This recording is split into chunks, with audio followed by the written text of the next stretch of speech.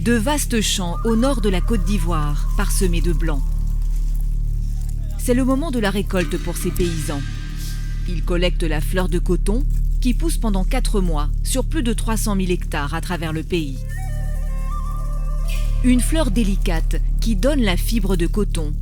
L'or blanc ivoirien, 5e produit d'exportation du pays et qui fait vivre 2 millions de personnes en Côte d'Ivoire. Des personnes comme Lassina, 54 ans, qui vient d'achever sa récolte dans la région de la Bagoué. Il prépare déjà la prochaine campagne. Quand vous avez un ancien champ de coton où vous avez déjà récolté, cherchez à débarrasser ce terrain-là de ces vieux plants de coton.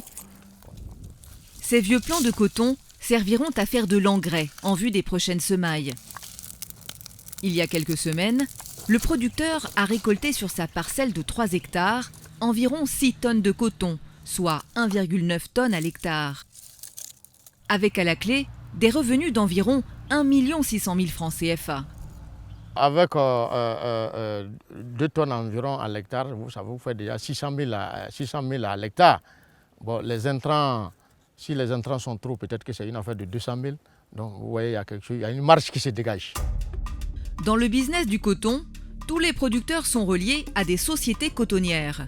Elles sont au nombre de 6 dans le pays. Coïcé, Ivoire Coton, CIDT, Seco Olam, Sicosa et Global Coton. Chacune détient un monopole d'achat dans sa zone. Elle subventionne la production de coton en fournissant des intrants aux paysans. En retour, les cotonculteurs ont l'obligation de leur fournir la totalité de leur récolte. Leur gain est alors déduit de la valeur des intrants fournis. Direction le marché de Nandara, à 5 km des champs. C'est ici que Lassina vient écouler sa production. Voilà, faites attention au coton qui verse à terre là. Voilà, tout le coton présent ce jour-là au marché appartient aux membres de sa coopérative. En tant que président, c'est à lui que revient la tâche de le commercialiser. Chaque balle de coton est pesée minutieusement sous le contrôle de Lassina et de l'acheteur principal, Ivoire Coton. Il faut contrôler, puisqu'on a pesé quelques bâches là, il faut contrôler. Parce que quand tu mets une bascule sur des briques, il faut toujours suivre après quelques pesées. Si le producteur et l'acheteur sont tous deux présents, c'est pour s'assurer que le coton sera vendu au juste prix. Il est important de peser le coton de telle sorte que le paysan ne soit pas grugé. Il peut faire un chargement en vrac, c'est-à-dire sans avoir pesé, et envoyer le coton à l'usine. Mais nous, on les amène obligatoirement à peser de telle sorte qu'ils aient une idée déjà de leur production qui va à l'usine. Depuis que le secteur du coton en Côte d'Ivoire a été privatisé, le producteur vend exclusivement à Ivoire Coton, qui détient le monopole sur l'ensemble de la région. Un acheteur qui a ses exigences. Il y a des normes qu'on nous demande de respecter. Il ne faut pas que le coton soit mouillé. Il ne faut pas que ce soit trop chargé d'impuretés. Bon, ce sont ces 2 gros problèmes qui sont là. Ça peut, l'eau là, c'est l'homme qui met. Maintenant, les impuretés là, c'est à la récolte, il faut prendre soin de ça, enlever les impuretés dans le coton.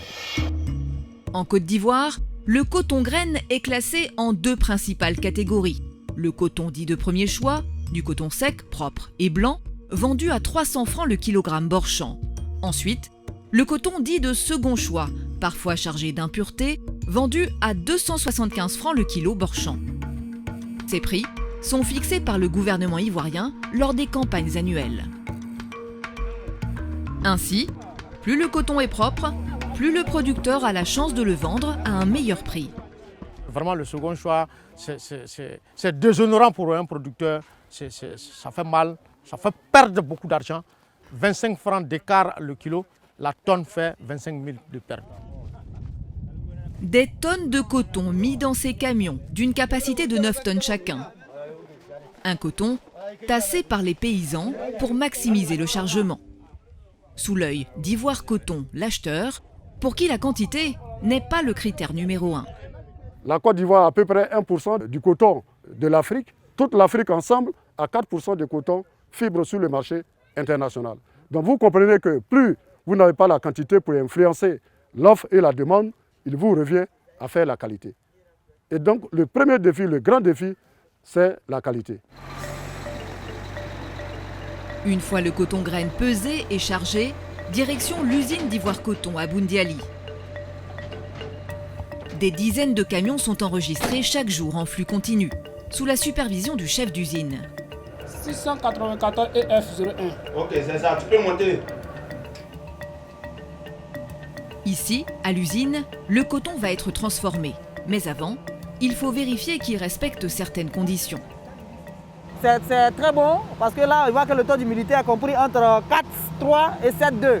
C'est l'idéal. C'est l'idéal pour les grainages. Le taux d'humidité, un critère important. Ce taux ne doit pas dépasser un certain pourcentage au risque de voir le coton perdre de sa valeur. Parce que le taux d'humidité est supérieur à 12%, c'est du coton non marchand, c'est de très mauvaise qualité parce qu'on se dit que le producteur a ajouté de l'eau exprès. Du coton propre et bien séché, voilà ce que plébiscitent les industriels qui commercialisent leur blanc. C'est dans ces grandes machines qu'est réalisé l'égrainage, la première transformation. La fibre de coton est séparée de la graine. Une graine qui servira à fabriquer de l'aliment bétail ou encore de l'huile de coton. Mais c'est bien la fibre qui est la plus recherchée. C'est le produit phare et après cette étape, on passe au conditionnement. La fibre va servir à faire des fils de coton et qui sert à fabriquer tout ce qui est tissu qu'on connaît habituellement. Cette fibre de coton est au cœur de l'industrie textile. C'est grâce à elle que des millions de vêtements sont fabriqués chaque jour dans le monde. Problème, en Côte d'Ivoire, cette fibre reste au stade de la première transformation. Plus de 90% est exportée sous forme de balles de 230 kg vers l'Asie ou l'Europe, pour être transformée une seconde fois en fil de coton. La faute à une industrie textile locale quasi inexistante. Concernant la Côte d'Ivoire, il n'y a plus d'entreprise de fabrication de tissus. Dans le temps, il y avait Gonfreville qui était un de nos clients. Mais depuis la fermeture de Gonfreville, la totalité de notre production est exportée dans les pays étrangers. Si on avait une entreprise, par exemple, de seconde transformation qui allait nous sortir des tissus, on allait avoir une plus-value sur la commercialisation de ces tissus-là, même vers l'extérieur. Autre défi pour les acteurs du coton en Côte d'Ivoire, la crise sanitaire qui a plombé les exportations. La raison ? Une industrie du vêtement mondial à l'arrêt et des usines de transformation en Asie fermées pendant de longs mois. Conséquence, un carnet de commandes désespérément vide pour Ivoire Coton. Nous avons été très touchés par la crise de Covid-19, vu que la majeure partie de notre activité commerciale est effectuée à l'extérieur du pays. Et la crise de Covid ayant ralenti tout ce qui est activité d'exportation, nous avons eu beaucoup de difficultés à évacuer nos produits, ce qui a causé beaucoup d'avaries dans nos balles et énormément de pertes en termes de chiffre d'affaires. Ce sont près de 2000 tonnes de coton avarié qui ont été retournées à l'usine, après être restés de longs mois bloqués au port. Un coup dur pour la société cotonnière et pour le secteur dans son ensemble. La crise sanitaire est venue aggraver une situation déjà fragile. Depuis une vingtaine d'années, le coton ivoirien a perdu en qualité. Pour comprendre, direction le Centre national de recherche agronomique. L'origine Côte d'Ivoire avait commencé à avoir quelques soucis. Les variétés jusque-là mises au point ont commencé à montrer des signes d'essoufflement. La longueur n'était plus suffisante par rapport au goût des traders. Il y a aussi la maturité de la fibre qui permet, par exemple, à la fibre de coton de bien prendre la teinture. Cette maturité ne semblait plus suffisante. C'est tout ça qui a amené le CNRA, à travers ses chercheurs, à rechercher et mettre au point 2 variétés qui présentement corrigent l'ensemble des défauts ou difficultés qui ont été signalés. Pour faire face, le CNRA a mis au point 2 nouvelles variétés, produisant davantage de fibres, avec des caractéristiques recherchées sur le marché international. Objectif, ne pas perdre la bataille de la qualité, qui se joue donc aussi en laboratoire. Mais la vraie bataille pour le coton ivoirien se joue peut-être ailleurs, sur le terrain de l'industrialisation. L'enjeu, développer la seconde transformation, comprenez la fabrication du fil, du tissu, mais aussi la troisième transformation, la confection même des vêtements. Cela passe par d'importants investissements. Par exemple, si on veut avoir une industrie à échelle, et donc qu'il puisse être compétitif sur le long terme, que ce ne soit pas un investissement ponctuel, mais qu'il puisse avoir un retour sur le long terme comme il est attendu pour un investissement d'État, nous envisageons des investissements de l'ordre pour une usine textile de 100 à 300 millions de dollars. Donc avec des retours qui sont sur à peu près, à partir de 8 ans, vous arrivez à, comme on dit, break-even. Près de 300 millions de dollars d'investissement par usine avec une rentabilité au bout de 8 ans. Telle semble être la feuille de route à suivre par les autorités ivoiriennes pour créer une industrie textile dans le pays. Un travail en cours. C'est un projet sur lequel travaille le ministère de l'Industrie. Il y a déjà une zone de 100 hectares qui a été identifiée à Bouaké. Il y a aussi des projets publics-privés avec d'autres sociétés qui sont en cours d'examen.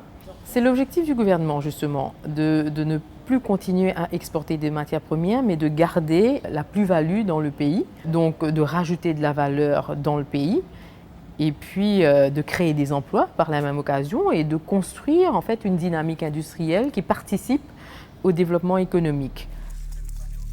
La production cotonnière en Côte d'Ivoire a atteint cette année 553 000 tonnes, hissant le pays au 2e rang des producteurs africains de l'or blanc après le Bénin. Un or blanc qui pourrait gagner en valeur dans les prochaines années s'il parvient à être davantage transformé en Côte d'Ivoire.